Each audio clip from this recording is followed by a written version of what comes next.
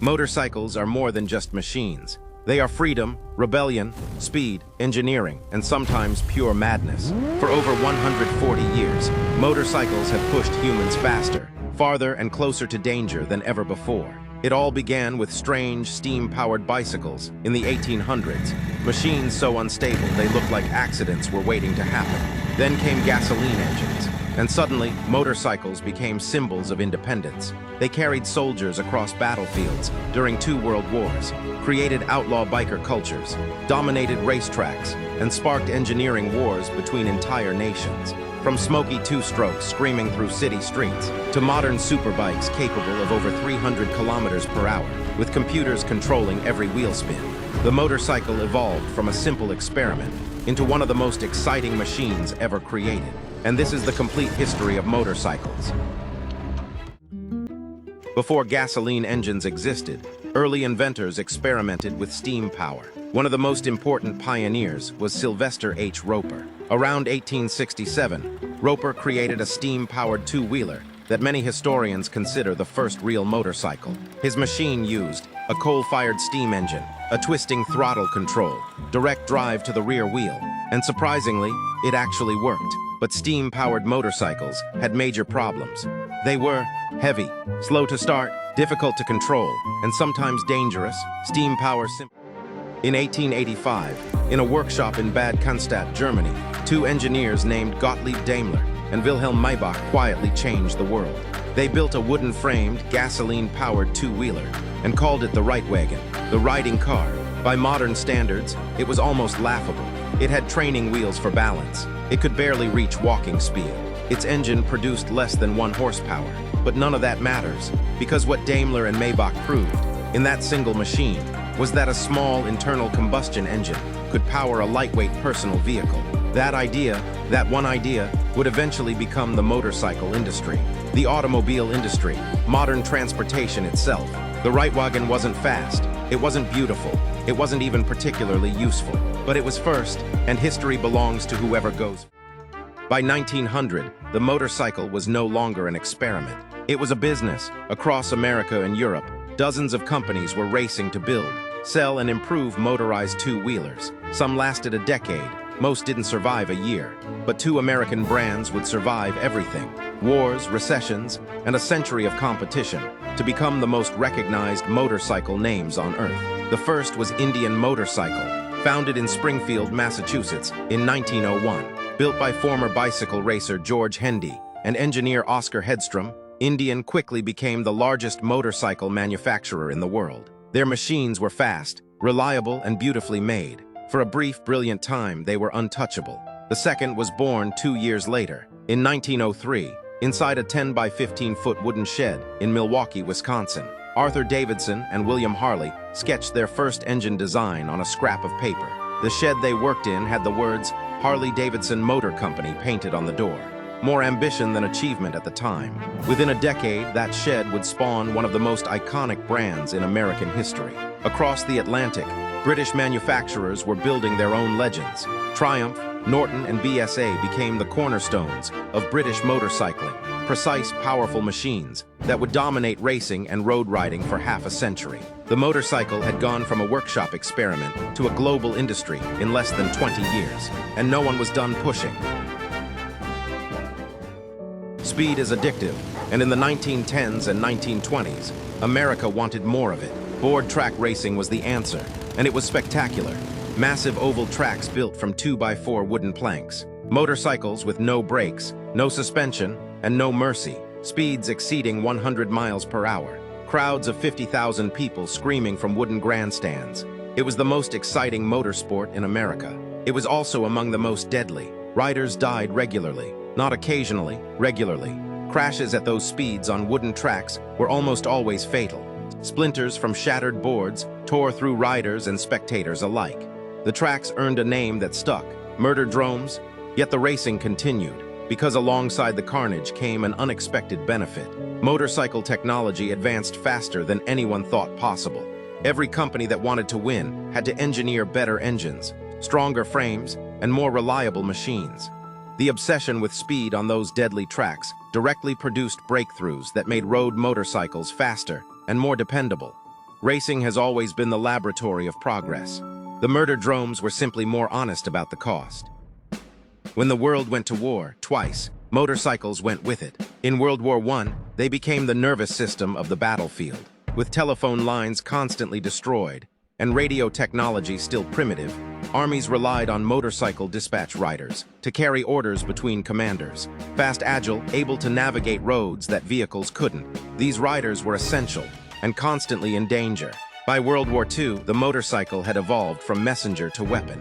The Harley-Davidson WLA, the Liberator, was produced by the hundreds of thousands for Allied forces. Tough, dependable, and simple enough for any soldier to maintain in the field, it became the backbone of American military motorcycling. On the German side, the BMW R75 was engineering of a different kind. Sophisticated, powerful, and fitted with a driven sidecar wheel that gave it four-wheel traction in soft terrain. It was designed for the vast distances of the Eastern Front and the rolling sands of North Africa. By the war's end, millions of men on both sides had learned to ride, and when the fighting stopped, many of them couldn't give it up. 1945, the war is over. Millions of young men come home having seen the worst of humanity, and having survived it, they came home changed. The quiet life, the desk, the suburb, the 9-to-5, felt like a cage to men who had dodged bullets and crossed continents. They needed speed, movement, brotherhood. They found it on motorcycles. Military surplus bikes flooded the market at rock-bottom prices. Veterans formed clubs, some casual, some intensely territorial. They rode together, drank together, built a culture entirely their own. In July 1947, a motorcycle rally in the small town of Hollister, California spiraled out of control. Newspaper photographs, some staged, some real, showed leather-jacketed riders drinking in the streets. America was shocked. Hollywood was paying attention.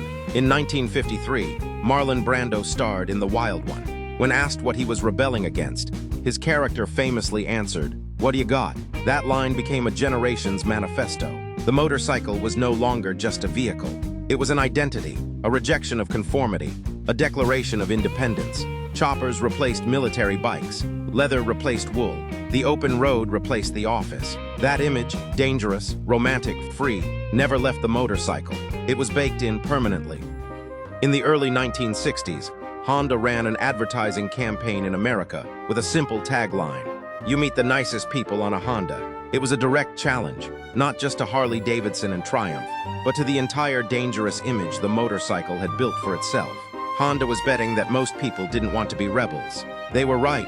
Honda's small, reliable, affordable motorcycles opened motorcycling to an entirely new audience. Commuters, students, families, people who would never have walked into a Harley dealership now bought a Honda Super Cub and rode it to work. And then, in 1969, Honda did something that made the entire industry stop and stare. They released the CB750, an inline-4 engine, front disc brakes, electric start, smooth, powerful, and extraordinarily reliable. It could outrun almost anything on the road, and do it every day without complaint. The established British motorcycle industry, Triumph, BSA, Norton, had been dominating global markets for 50 years. Within a decade of the CB750, most of them were bankrupt or restructured. Honda hadn't just built a great motorcycle, they had shifted the entire definition of what a motorcycle could be. And they weren't alone. Yamaha, Suzuki, and Kawasaki each brought their own engineering brilliance to the market. Together, the four Japanese manufacturers, nicknamed the Big Four, remade the motorcycle world in their image. The future had an accent no one expected. By the 1980s, the race was no longer about survival. It was about supremacy. Kawasaki's GPZ 900R, the original Ninja, arrived in 1984 and rewrote the definition of fast. Then Suzuki answered with the GSX-R 750, stripping every ounce of unnecessary weight from a race-ready engine. Honda launched the CBR 900RR Fireblade, combining power with handling so sharp, it felt like a thought given physical form.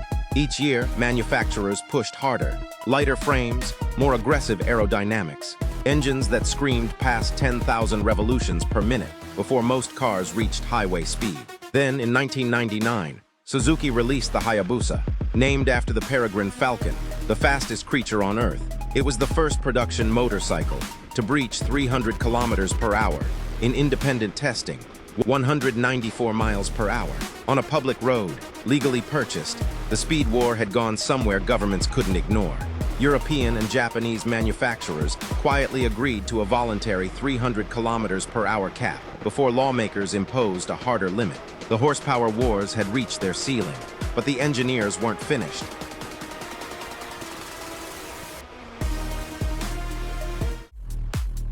Today's motorcycles are not machines. They are moving computers, lean-sensitive ABS, cornering traction control, wheelie control, multiple riding modes adjustable on the fly, aerodynamic packages borrowed directly from MotoGP, suspension that adjusts 50 times per second.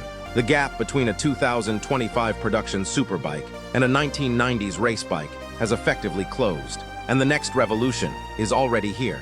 Electric motorcycles are no longer a novelty.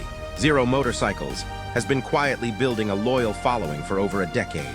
Energica races in the fully electric Moto E World Cup, and Harley-Davidson, the brand that built its entire identity on the sound and soul of a V-twin engine, launched the Livewire, an electric motorcycle that produces instant torque so violent it redefines what acceleration feels like. There are those who say an electric motorcycle isn't a real motorcycle, that without the sound, the soul is gone. And there are those who have ridden one and never looked back. Both are right, and that tension between what motorcycles were and what they're becoming is exactly where the most interesting chapter of this story is being written. From a rattling steam contraption in 1867 to a silent electric machine splitting city air in 2025, the motorcycle has traveled further than anyone who built the first one could have imagined. It has been a tool of war and a symbol of peace, a working machine and a rolling piece of art, a criminal's getaway and a soldier's lifeline, a rebel's manifesto and a father's Sunday morning.